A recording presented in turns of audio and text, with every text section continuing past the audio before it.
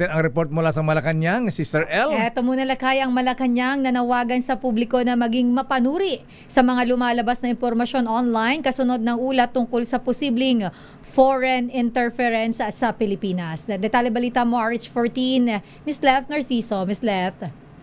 Sister Ella, kahit tinututukan ng pamahalaan ang mga ulat hindi sa posibleng foreign interference sa pagpapakalat ng impormasyon sa bansa. Kasunod ito ng pahayag ng non-profit organization na CILITE na umano'y kontrolado ng Chinese Embassy ang ilang Chinese language media sa Pilipinas.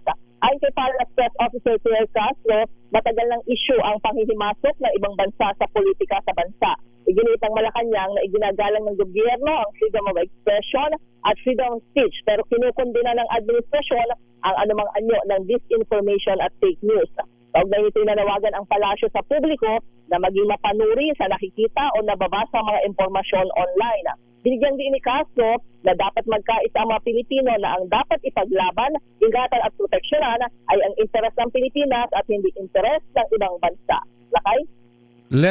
May white flower pa si Presidente. Ayan, gamot sa tiyan. White flower ba gamot? Oo, yan ang gamot ni Apo Lucas Bersamin eh. Ayan, white flower lang. Oo. Baka naman nabigyan o napayuhan ni dating ES Bersamin si Presidente. Ayan, wala activity ang Presidente ngayon? Walang out of town? Wala pang abiso lakay pero Wala pa. Wala siyang ganap ayan, sa labas ng palasyo. So malamang meron ulit siyang mga meeting dito sa palasyo. Abangan natin namin.